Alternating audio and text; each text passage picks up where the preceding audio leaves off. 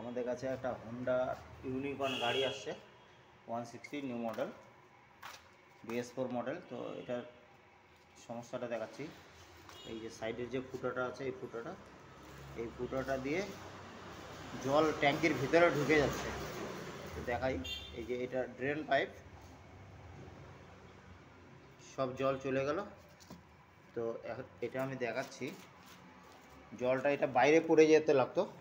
তো দেখেন আপনারা, জল এটা পড়ে নেই, এটা হলো পেট্রোল পড়ছে একটুখানি। তো আমাদের কাছে তো এই পাইপটা হলো ড্রেন পাইপ। এই যে এই পাইপটা, এটা হলো ড্রেন পাইপ।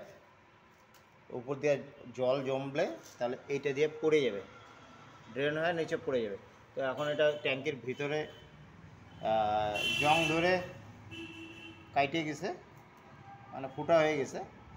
তো এটা এখন আমাদেরকে এখানে কাইটে, এই জায়গাটা কাইটে আবার এটা পাইপটাকে রিপ্লেস করে আবার এটাকে সিল করতে হবে।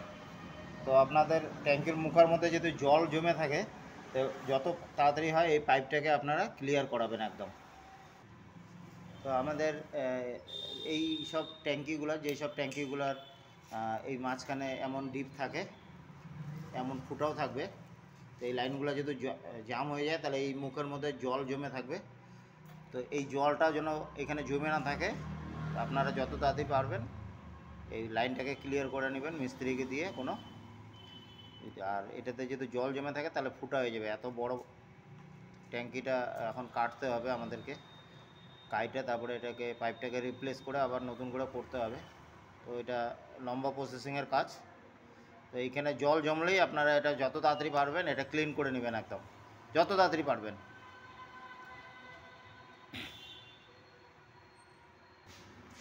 তো আপনারা এটা তো ক্লিন করবেনই, সাথে এই গাড়িরই খালি এমন ডিপ থাকে তা হয় না, পালসারের থাকে, গ্ল্যামারের থাকে, সুপারের থাকে, অনেক গাড়ির এই ধরনের ডিপ থাকে।